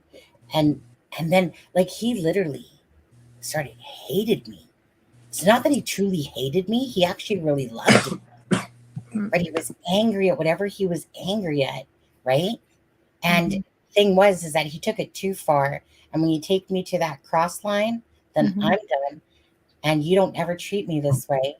So there's no take backs of what you've been saying and doing. So, you know, but like I said, I could tell he regretted where it went. But by that same token, you took it that far and I'm not letting you come back out of it because you crossed the line of putting your hands on me now. You crossed the line of what you're doing to our son. And you are a totally different person than the person for all those years. And I'm just like, how did you go from this to this? And he accused me of being all my fault, of course, because that's in that time that this was happening. Were you did anything change with you? Like, did you get a good job? Did anything? Yeah, I'll tell you what happened. So in BC, BC is a very expensive place to live. Now, I remember when the ex-husband, when we lived here, my ex-husband was a soils technician at first, and then we owned a sunglass booth for like 5 years and a candle business and whatever. And then he went back to being a soils technician a few years prior to us moving to Alberta, Whitecourt. And so he called me out. He's like, so for when my husband was that person that kind of had anxiety, my ex-husband, and he always needed me to pick him up because it was like hugging me made him feel better. Just holding me made him feel better because I was his soothing thing. So I always have to be that soother, you know, to people for some, you know, that. And so he would always feel calm once he was talking to me on the phone, and this one day he tells me, look, I got these things going on in my head and I'm just starting to feel really angry about things, about like, meaning not about me. He would always say never about me, that it was about the job, living here, that he needs a change, da, da, da, da, da. So whatever was amping up in his head. So I remember him coming to me and he said, I saw this job in Alberta working for Woodlands County. And, it just seems like the stars basically aligned and everything just feels right. Would you consider moving away from your family again and moving back to Alberta? And I'm like, was that what you want? Is that what you need? And he said, yeah. He goes, yeah, I think I do. And I said, well, then let's do that then, if that's what you need for his own mental health, right? And so that pretty much happened. But my husband was starting to game a lot. He was hanging out, with the chats and chatting with females and different things and whatever. And then that turned into him saying, hey, this emu guy is missing talking to you. Would you, whenever I would come home from work at night, because I would take my son to school, look after my son. And then at this point I was going part-time to work, so that I could at least always take care of my son first. Mm-hmm. So I was not only working, he worked a full job, but I worked, and always took care of my son, did everything like that for him, school events and all that stuff. And so then anyways, so, we moved, but he had to go up 3 months ahead of me. Now you understand that. Sorry about you guys giving me my whole life here. So 3 months prior, he had to move up before, because that's when the job started. And I took care of him in a sense. His mom took care of him. So he didn't have this structure of how do I pay bills? How do I do? I took care of his credit. I built his credit so freaking good that it was ridiculous how much credit he actually had, which is not always good for you. I took his credit because he would just pay bills whenever. So I took care of everything. I paid the bills. I took care of everything, appointments, birthdays, everything. Okay. And so then he had to go up 3 months prior. And then all of a sudden he starts working at Woodlands County, and the guy that he's working for, that's his boss, well, his wife is cheating on him. Now, my ex-husband always thought that he had to put me on a pedestal or else I would leave him. So his insecurities always thought, what's this? Not his words. Why would this beautiful girl want me? I'm just an average person. And I would say, I don't even think like that. What are you talking about? Mm-hmm. It's not about the looks. It's about who you are as a person and the looks, in a sense, together. It all goes, like, why are you making me feel special? I'm not special, in a sense. Like, you know what I'm saying, guys, right? Yeah, and security. And so he always put me on his pedestal. So he always had this worry that I would leave him and something. But anyway, so he starts working at Woodlands County. He's working with this guy that's like, his wife's cheating on him. He's basically, this guy is hating on women. And then all of a sudden you could see this turn in my ex-husband at the time saying, I've lived here for a couple months. I think I can take care of myself. I don't need this high maintenance person which I'm not by any stretch of the imagination. I'm not even close. Right. But he put me on that pedestal. I didn't ask for it. And it's almost like he took on his attitude, that guy's attitude. And then you can just see the switch in his head go. It was like the perfect storm happened, and him going, you know what? I'm a strong person, individual. I've lived up here for a few months now, and I can pay bills, and I know how to do this now, and I can do that now. And guess what? You can get off your high horse, basically, is pretty much how I say it. Mm-hmm. And from then on, I remember playing tennis. I fell to the ground, and I fell hard on the cement because I went to go reach for the ball, and I literally face planted on the freaking cement. And I remember, when you're kind of laying on the ground and you're looking up, mm-hmm. He literally looked at me, went to get up and sat back down and said, Matthew, go check on your mom. And I was like, that's when I knew the marriage was on its way down. That's when I knew, what happened here? I can see what's happening, but what happened here? And then the anger kicked in. And then one day he was going to go hunting. We were having an argument or something. He was sitting in the chair, and now this is the joke of it, guys, because my ex-husband never cleaned. I cleaned. I would clean the garage, the computer. He was sitting on the chair, and I was standing in the kitchen near the downstairs. he looks over at me and he goes, "You effing lazy effing." And that was the door that opened the can of worms. I was literally in shock. And he looked at me when he said it like, and I'm like, really? Did you just say that to me? And he said to me, "You have done nothing this last year but sit on your butt on the computer and whatever." And I'm like, dude, like, I'm shocked at first. Okay. Matthew is listening to this. Matthew is totally hearing this. And because Matthew's right there. And I'm like, okay, that's the biggest crock of crap I ever heard. So what happened was is that he moved us to this place and he thought it was going to be a better life. He thought it was going to be cheaper. He never resourced anything to do with Whitecourt. Whitecourt was just as expensive as living in Whitecourt as it is here in Vancouver. There was no, you're paying small town prices. You're paying $7 for milk. That's normally $4 in town, you know, in a big city and stuff like that. It was expensive. So we had about $15,000 debt when we moved there, which wasn't much because we had about 35 and then we sold our place and whatever. We had about 15,000, not much. So I moved to Whitecourt not knowing anybody. I left my family. And the reason I kind of agreed to it was because that way, if I wanted to work, I could, or if I didn't have to, because of course I wanted to raise Matthew.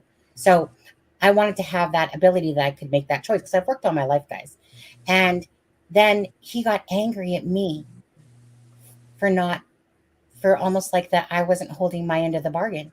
I'm like, dude, you took me to a godforsaken little town in the middle of Timbuktu, you know, and you're blaming me. You're going out spending $1,200 on rifles and buying Matthew a rifle and all this stuff and all these movies, the Walmart and blah, blah, blah, and you're going to sit there and blame me that I don't know how to budget money? Both of us that don't know how to budget money, first of all. And it just became an anger issue. And then it became about money. It was always, and then it started just becoming about money. And I said to him, sorry, I don't wake up in the day going, hey, you know, like, hey, oh, my bank account's empty. Oh, I got to be miserable, I guess. I don't do that. But that was him. And so that's when like I said, this whole big shift. And then that's when Matthew says, hey, Mom, why are women's feet smaller than men's? Because this was his dad's joke that he had told. And he goes, that way they can do because that's something about that they can do the dishes better, you know, because basic, right? Like kind of like one of those women's things. But that's the minute that Matthew even started doing things like that to me. And that's the minute Matthew started calling me names, and he would take the words right out of his dad's mouth and then on me. And that's, sorry guys, there's my whole story right there, pretty much. Oh, it's okay. You know, and then and then he just simply took his dad's side because Steve he said, why don't you make changes first and then I'll decide if I want to. And I said, have a couple go at yourself. And I said, are you kidding me? So you want me to do everything, of course, first, like as always, and then you'll decide if you want to, you know. So I know the true story, and he can try to make all these things up all he wants. You know, like I said, the true story was there. Whatever anger issues he had going on up here and the resentment and all this stuff, I became the target of his narcissistic, you know, him blaming me, pointing at fingers at me, telling Matthew it's all my fault, that I'm selfish, that I'm greedy, that I'm this, that I'm that, on and on and on. And eventually, hey, Matthew, like I said, your mom's having a drink after Christmas. Do you think she's becoming an alcoholic, Matt? Hey, Matt, your mom's playing on the computer. Do you think she's ignoring you, Matt? Do you think she's ignoring you for playing games and talking to a guy on the computer, even though he's sitting downstairs on the computer talking to his chick on our game, like the game that we would play, RuneScape? And yeah, so it just became a plant seeds and, you know, hey, Matt, I'm the best dad in the world now. And he literally would put his arm right around our son and right in front of me and go, you know, look at your mom, Matt. Look at her. Isn't she disgusting, Matt? Isn't she pathetic, Matt? She doesn't care about you, Matt. That's only the tip of the iceberg. But that's, you know, how it kind of was going. And I'm like, who are you? You know, yeah. There you go. Whoops. But so you have no contact with your son. So this year, did you hear from him or no? Sure, I heard from him around Christmas time. Okay. He asked me for money. I told him sure, if he wants to talk to me. I said, well, he wasn't going to get any, until he wants to talk to me with respect. And do you think it's if you would give him money, do you think he would like talk to you? Like he would just come and ask? My son will talk to me if I give him money for sure. He thinks that I owe it to him. He thinks that I owe it to him for being such a crap mother. For the abandonment. Yeah. Kind of. He says I abandoned him. Yeah. And I said, at what point did I abandon you? I've never abandoned you, son. But if you want to talk to me and tell me about it. But he has me that I'm this bad mom that didn't care about him. And I'm like, where are you getting this from? I stood up for you, bud. Like, what part aren't you remembering? When your dad hit you, who was there protecting you? When your dad would give you a Charlie horse in the leg, type of thing, who was there? Who sure wasn't him? Who was wiping your nose, taking care of you all the time? It was me, But yeah, so Matthew will say that I abandoned him for guys on the internet because that's the story that Steve made it sound like. What? Oh, like me. Hi, Adam. Yeah. Hey, baby. Yeah. I'm anyway. Internet. Everyone knows it. Yeah. But we don't need anyone else in the world because we have each other. But getting back, in a sense, like this is totally in parallel line here, but getting back to it is the fact that I was always worried that my son was going to be one of those people that was either going to out himself, off himself, or do something because he was showing me that type of anger. That was that this isn't the child I raised. And I'm mad at the ex. How could you do this to a child? How could you put this stuff onto a child? That is just the most wrong thing that someone could ever do to a child. So that's the part that I see, Alexa. I see this child that took on his dad's persona, that does have his mom's caring heart in there, but it's so filled with anger, and his anger is displaced on me that I abandoned him. And I've never abandoned my son. He feels it's but I guess a mom is always willing to, whenever he comes back, hopefully, you'll be willing to forgive him. And what do they call that? Hard, but yeah, what's that word again? I'm forgetting it for some reason right now. What's that word again? Parental alienation. Parental alienation. That's pretty much, sorry guys. Parental alienation. That's exactly what's happened here, is parental. And so, but my thing is that, like I said, I sit here worried, about Matthew going, if this is how you talk to me, and this is so wrong, like I said, Matt, your mom, I was there for you, but I'm worried how he seems to have so much anger. I don't want to see him ever be with a female if that's the type of anger he has.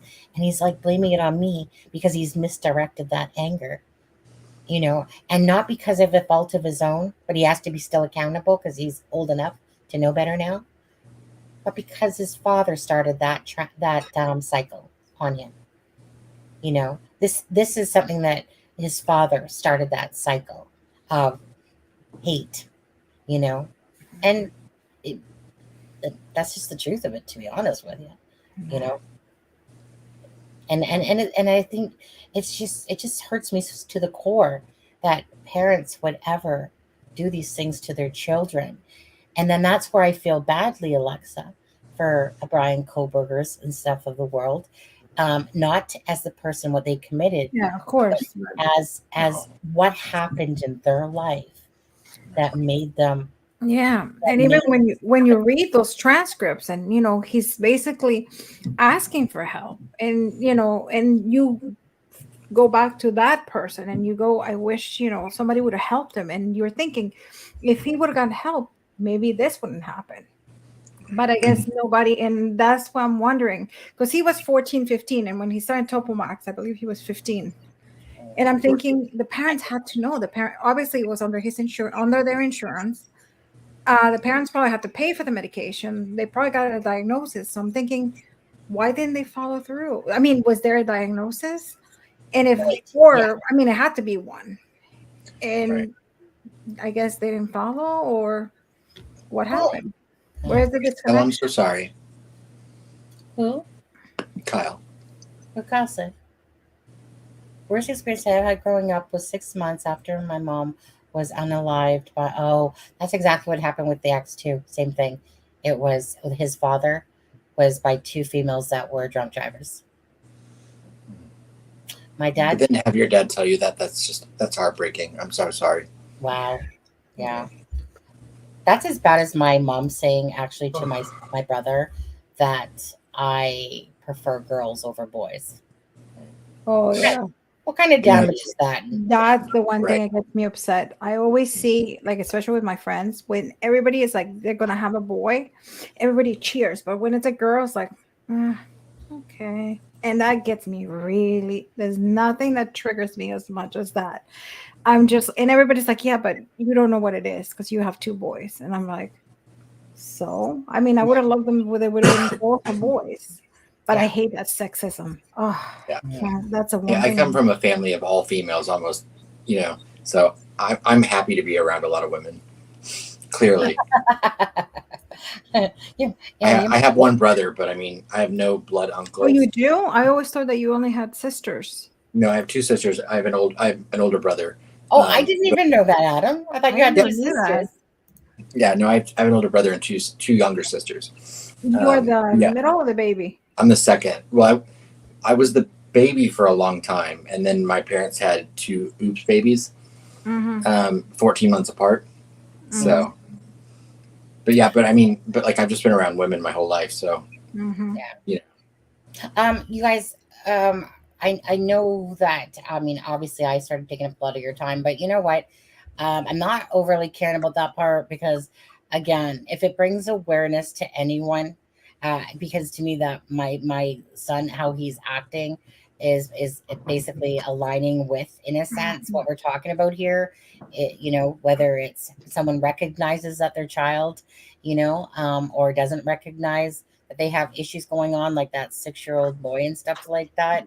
I mean, again, it's always about bringing awareness, whether it's, again, about the parental alienation that's going on, people doing harm to the children, whatever somebody's getting out of this video, I hope that many do actually, because again, was that Steffa? Sorry. Was that Steffa? No, I said Samantha. Just Samantha. Yes, so I didn't mean to interrupt you. I just wanted to say goodnight. I heard the same thing. I was like, she's here? I'm like, I didn't see her. But we do need to bring up Delphi because Delphi is totally on our thing. To talk about Delphi. So, did you guys have anything more to say about this? Because we can talk about this again. We'll finish off right now, though, with this. Again, it's interesting. I don't, just more information to me that you take with a grain of salt and plunk it into whatever your thoughts are about this case. But moving on to Delphi, Alexa, or Adam, do you guys have any thoughts on anything to do with Delphi? Drunk Turkey Show had murder sheets on there tonight, of course, and I specifically asked about the red Jeep because I know that I was kind of curious about this thing, and Alexa. What did they say about that? Yeah, I know you talked about it a little earlier, but I missed that part of the that towards the end when I fell asleep. Basically, they had heard that Kagan Klein told the LE about the red Jeep story. And so they basically said that they didn't just take his, that was said, like his word or that word that was said about it. No, it's in writing. Yeah. That they double checked whatever their facts before they put it out. Right. Because I just wanted to know, for me, again, it's about meaning my thing was to murder sheets or whatever. Did somebody show you something in a sense that you can verify that Kagan Klein told this story? Where is that information in a sense? So I just kind of wanted to revisit that because a lot of people were getting, I think, confused with that whole red Jeep story or wondering where again it came from all, And I can say they reported the information that they were given because I know the information and I know where it came from, and they did nothing improper in everything they reported. Yeah. Is something that came from Kagan Klein. When you said it's written, like you mean like in a transcript? It's written. It's confirmed. I mean, it's confirmed that he talked to law enforcement in chirps. Kagan Klein wrote to people. Okay. Right. Gotcha.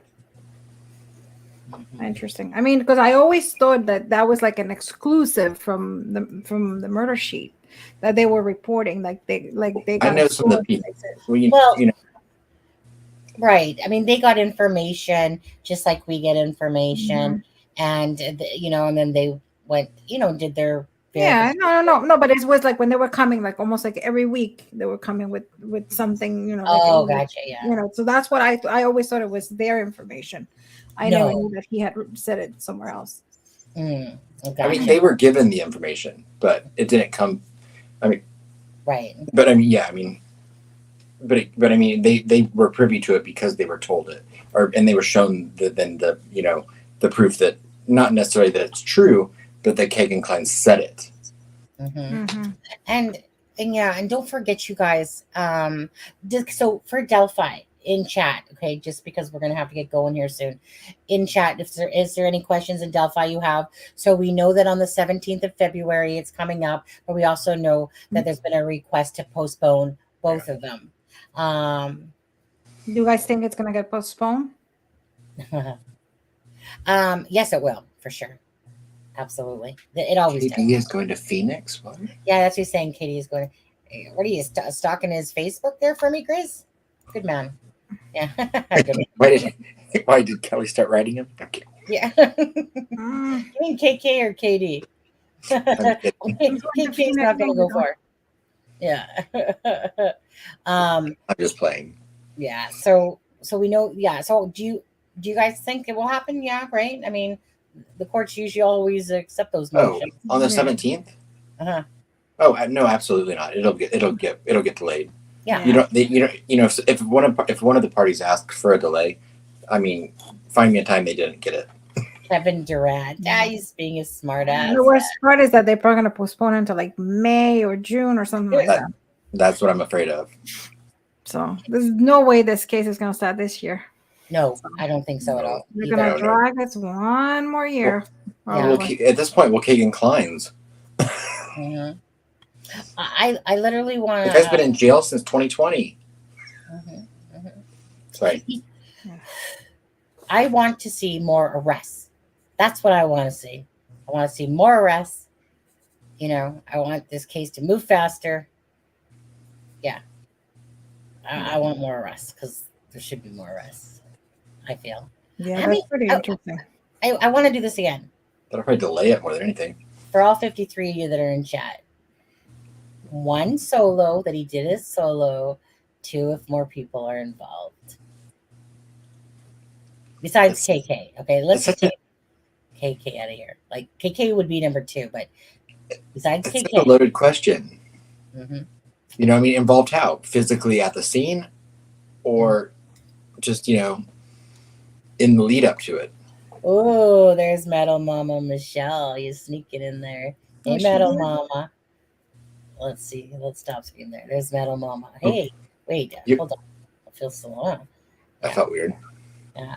The color scheme up top, Alexa. You always catch me when I'm like this close to the camera. I know. Like yesterday when we were at the turkey show, I was like, oh my God. Alexa, I'm having an issue though with your background look. I feel like you got this pink mic and this boring. No, you know what? It's temporary. Don't worry. I'm moving to my office. So it's funny with Alexa and I. We have the same microphone, and we're both in our corner. So we both have a similar color wall. Right. It's kind of like a before and after. Yeah. I mean, this is a corner, but I mean, I'm going to my office, so bear with me. We'll get better. Hey, Metal Mama Michelle, though. Nice to see you. I miss Metal Mama Michelle. She has issues going on with her eyes. I told you guys not that long ago, and prayers for Metal Mama. And of Yeah, course, how's her Lewis. eye doing? Because I know last time she said her eye wasn't doing too good. Yeah. Well, her left one is considered legally blind. She said no.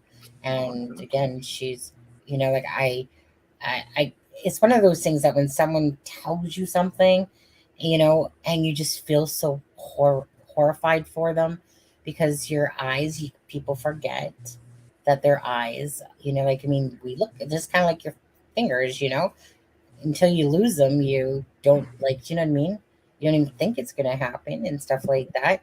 And so, yeah. And, her right eye too needs to be taken care of. And I feel so, Michelle.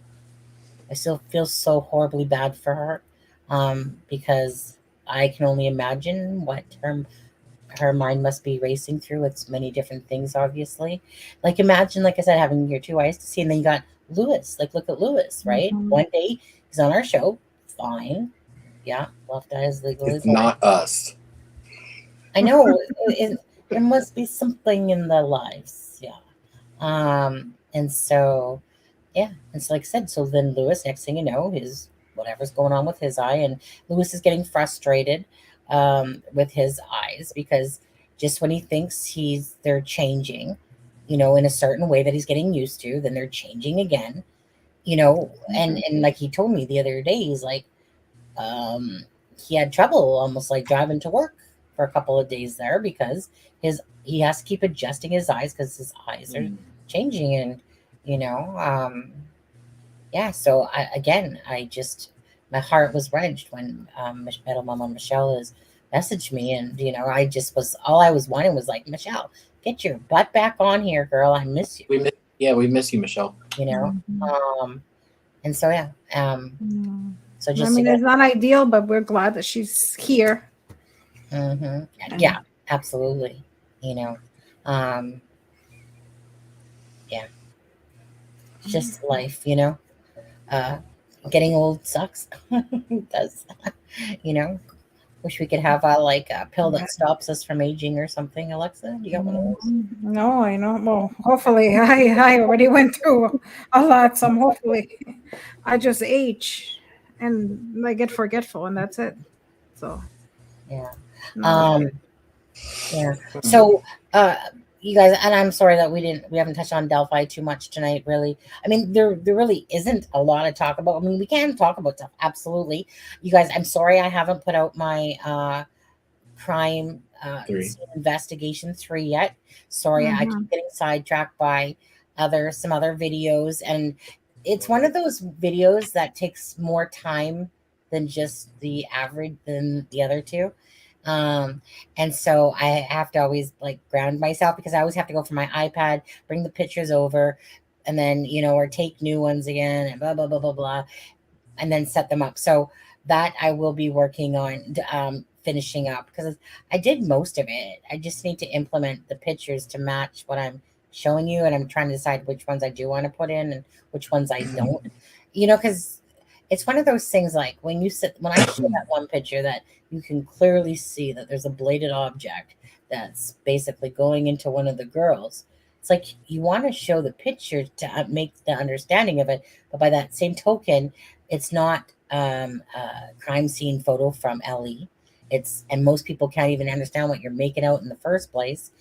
But for me, because I see them all the time, you can totally tell that the mouth and like this part of the face, in a sense, to me that's not hard to make out, but to other people it might look like frickin' Oreo cookies swirling around on the those type of pictures that are what do you want to call them, like overexposed in certain ways so that you can show the lighting and that. So I kind of get torn on that a little bit because I part of me wants to chop off the picture here, but it's not visually showing people.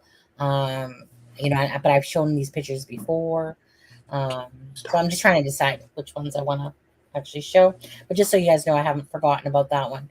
And if anyone's watching again this live here, and about what's his name, Eric Williams. Eric Williams, he's not related to Anna Williams, if I'm correct. No, he's no. not. It was just Yeah, I think it was just the same last name. But it was Wilson Bridge where he found those skull bones and stuff like that. Just a reminder, it was not over at the crime scene. So he would literally, unless someone gave him information, highly unlikely. So unless someone gave him information, he wouldn't know what was at the actual crime scene, unless someone, you know, that. Why don't you just download the individual frames from the video? Then you wouldn't have no, sorry, Ivy, that doesn't make sense to what I'm doing, to be honest with you. I have the frame, I have exactly the crime scene photo. It's just a matter of those pictures that I'm implementing are the ones that I've overexposed and shown you in different colors to show you what I'm seeing. When I'm saying I see a camera or bladed knives, taking a thing off of those pictures would not make sense. That would mean I had to stand. Wait, are you talking about that? Hold on, I just download the video from the video. Yeah. So I have the picture I need. It's just me implementing my pictures to the crime scene area to go, hey, remember how I keep calling the guy the pancake man, even though it's not a pancake, but I call it that? Well, here, this is why I'm saying pancake man, because that's what it looks like, even though it's not. But here is this picture I've showed you before. Yeah, my husband wants to go to bed. And here's the crime scene photo to match exactly where the crime scene is. Yeah. That's what I guess I'm referring to. So if anyone watching this video at about the 1.45 hour mark is when we start talking about Delphi. No, but I have to say that video, the last video that you put of the crime scene, it really helped because prior to that, I never was able to see exactly what the crime scene was. Yes. I always thought it was a little further in, Yeah. and you pointed out a couple things. Yeah. And I was just like, wow. And that was the first time I was able to see it. Well, absolutely. For me too. For you guys, you see, it's a lot of work doing those type of videos. It does take a lot of time. So it was a matter of I was just too lazy to really fully put it all together, because it just takes a lot of time. But I really did want to show you guys visually where the coordinates were, and the exact coordinates, where that birch tree was, where the crime scene was, so that now that you guys know that I've shown you that, then the next video about the crime scene will be the pictures. Because when you're looking at that, when anyone, probably almost 99% of the people in here, anyone looking at that crime scene would never from that video would go, oh, there's the crime scene right there. That's why the first one I put out was just to let you figure it out. If you actually knew what I was talking about, it was just letting you guys explore it before I showed you. And the second one was, okay, I've showed you that. Now I'm going to show you where the crime scene is in comparison to the water, where the searches were. So if anyone's ever watching the video, the longer one, they can go back to where those searches were, And the second thing of my intent is I'm trying to find, and if anyone can help me here, maybe not. Within those videos, I'm trying to find where the articles of clothing were, because the articles of clothing are clearly on some sort of brushy, meaning the original footage from our TV would have, when the helicopter's flying over, unless you're not getting the right angle of it, of course, because we're just taking the footage from that actual day of February the 14th.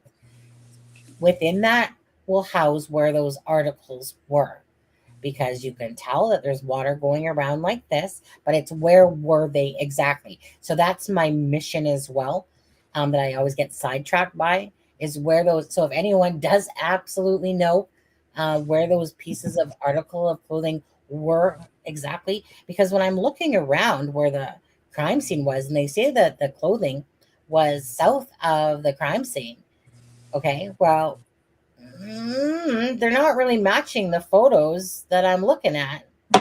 And so I'm like, okay, so where were these really?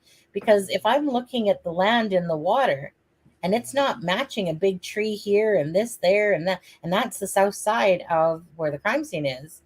Is it? It's somewhere. It's somewhere. So I'm trying to find in the footage where is that particular spot where you see water going both ways and you see that grassy stuff coming out with that one stick from that footage of February 14th. Yeah. Right. So I have plans for maybe what I need to do better, Adam, is I need to balance my time better. First of all, to work on things. I can't be doing all these impromptu lives if I plan on working on videos. I know. So Adam and I, we're going to test out different days. I want to say this. On Friday, Ivy Rose, and I'm not sure if Alexa's going to join us or not, but Ivy Rose, she had brought up the topic, about all the CSAM that happened before Kagan Klein was arrested and after Kagan Klein was arrested. And so that's what Friday night's live is going to be about, right, Ivy? I think we should be good, right? Thank you, Miracle Hearts. What Miracle Hearts say? What Miracle Hearts say? We like impromptu lives. Well, okay, if you make the videos, you come here and make those videos, and then we'll do more. Yeah, but me and Adam are just going to play around with times. I mean, you don't sleep, so. I know. Like, I was texting her. I was starting my day at like 10 a.m. I was actually late, and she's like, "I'm just going to bed now." I'm like, "Is that what time it was?" Okay. I think I woke up for a little bit there, for about 2 hours or an hour. You need to sleep. I know. It's because nighttime is my downtime. I know, but you need to sleep. If I was your husband, I would take that iPad and smash it. I know it really sucks. I know because I get it back in the morning. Well, the thing is that I have headphones all over the place, but the ones I use were broken. So it's like on my iPad, I'm just like, I'm trying to listen to the freaking YouTube, the video I'm watching, and it's just like, I hope this isn't bugging husband, But yeah, so whatever, I'm just a night owl by trade, and when you get older, trust me, for those. I think we all are. This is the quote of the night, I think. I was gonna say, having a YouTube channel, not easy, learning curve. Telling it he has good birthing hips, not normal on a first date. To be honest, I would have not thought that Deb was a night owl. If I wouldn't have known that Deb always she's up till late hours of the morning, I wouldn't have thought that. Alexa, for some reason, I could see being more of a night owl. Deb, I could never see being a night owl. I would see her as someone getting up at like 5, 6 in the morning, 7 in the morning, But Deb, she's secretly always there. Whenever you leave a message in Cool Chat, our Cool Chat group, it's like usually the first bauble is Deb's that pops up to look at a message. You ever notice that? I do. Alexa, are you even in our group? I have not even been on Messenger today. So if anyone's messaged me on Messenger today, I have not responded to it. I apologize. So on Fridays night's live again. So we'll be going over all these cases to do with CSAM that happened around the Kagan Klein, and if they're attached or if we think that they're attached to them, because don't forget there's that there is that gentleman. What's his name? James Dusky James. He goes, it's like he has two names, Dusky James, but I think James, I believe, is his real name, but he uses his middle name, Dusky. What's his last name again? Yeah, whatever it is. But anyways, remember he was busted, and that his, what was it, Adam, his daughter? Oh, you mean for the shots from Callista shots there, remember? Mm-hmm. And then Lance shots her son. Yeah, and then Electra is the one daughter's name or whatever.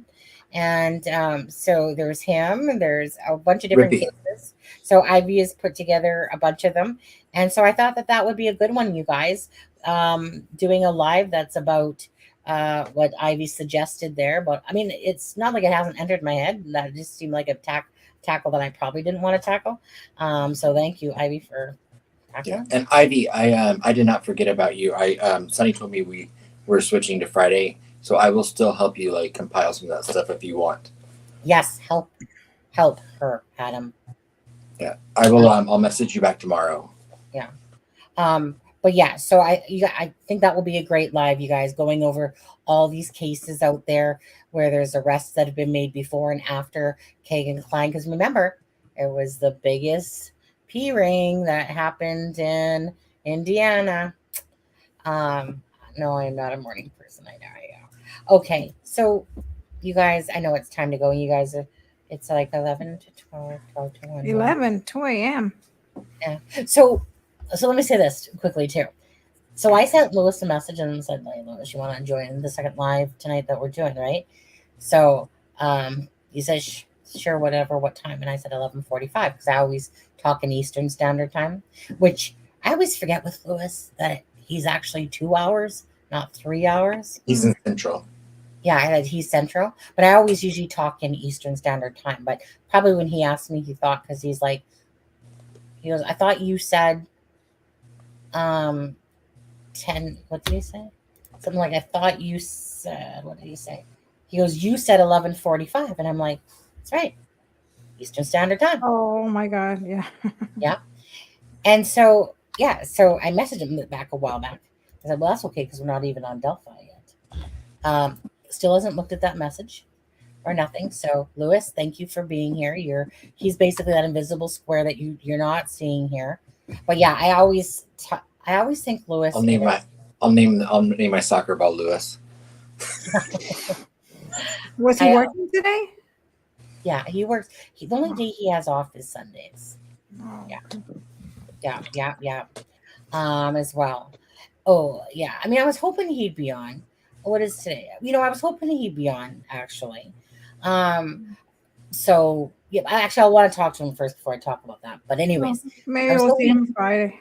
Yeah. Well, we probably won't join the live that one. I don't know. Maybe. Yeah. It'll probably be enough of us to be honest on that night, and that's I don't even know how much of that he pays attention to be honest with you. But either way, yeah, I always talk Eastern Standard Time or Pacific Standard Time because sometimes I'm stupid enough to make thumbnails that I think I'm making for Eastern. Can I say, okay, so Sunny messages me earlier today and she goes, "So we're going to be on at 7:30. And because normally we go on at 9:30 Eastern Standard Time. So Sunny sends me a message. She goes, "We're going to go on 7:30 Eastern Standard Time." She says that I have the voicemail. And I sent back, "You mean 7:30? Because I was like, well, that's odd. Because I was like, because Drunk Turkey show was going on. And so I said, "So you mean 7:30 my time or your time?" She sent back, "Your time." And then she went to the doctor, so I didn't hear from her. So here's like 7:35, and I'm like, and she goes, "Hey, just got home." And I was like, "So you mean like right now?" She goes, "Yeah." She goes, "Oops, no." I meant my time because I was thinking of what time the Drunk Turkey show was on, which was 5:30, knowing that giving it that it was going to be a 2-hour show. So I was like, we're going to 7:30. So yeah, so instead of saying Eastern Standard, I said my time, and so yeah, so I was like right now, and I'm like, and the stupid thing is that I read it. He's like, "So is that my time or your time?" And I'm like, "Yours." And I'm thinking that I literally just overlooked that because I literally thought I was looking at what I put down was your time, and I was like, it gets confusing, a little bit sometimes. I thought they were going to stay a little longer. Like I thought they were going to be like like us, like maybe like 2 hours, but 1 hour. Well, they were an hour and a half. No, they were longer than an hour because I know I watched an hour and I fell asleep. It just went by fast. Okay. Yeah, I mean, I was having fun, but I thought it was only an hour. When someone says that they got an hour's time to talk, the time goes by so fast. That's like when Drunk and Turkey was on our show, and exactly, and then Daniel stayed longer because Blue had to get going. But an hour goes by so fast. By the time hello everyone, hey, how are you? Oh, tell us about yourself. You've already used up pretty much 20 minutes in that point. So anyways, you guys, unless you're by yourself and like there's something happening, like there's a glitch in the stream, then 10 seconds feels like an hour. Right. Yeah. Correct. Anyways, you guys, don't forget to give this video a like and a share, and of course, yeah, I mean that's about it really. Thank you guys for joining us. You guys have a great night. And what is today? Today's Wednesday. Well, it's Thursday now, but So as far as I know, we don't have a live tomorrow. No, today, Thursday. Tomorrow you do Friday. I'm at 11 o'clock right Oh, now. that's right. And I've not seen any breaking news come out tonight. I looked just a minute ago to make sure before we got off. No, I think Adam does not need to message me to ask me if I'm going to do a live unless something really important happens. Other than that, I'll be working on my crime scene 3 video. Yes. Oh, my husband. Oh, shoot. He's like, baby? Because I didn't even answer him back. Right. And Austin, sorry about your car again. I know you said that earlier tonight that your car got smashed in the. Yeah. And nice to see you guys in here, and nice to see you, Michelle, Mama. And also Diamond Eyes. We hope your brother finds his car soon. Yes. Yeah. Right. Oh, people, right? People. Thank you for joining us, Alexa. Oh, thank you for having me. Yeah. Okay, guys. Have a great night. Thanks so much. Take care. Bye. Have a good night. Bye-bye.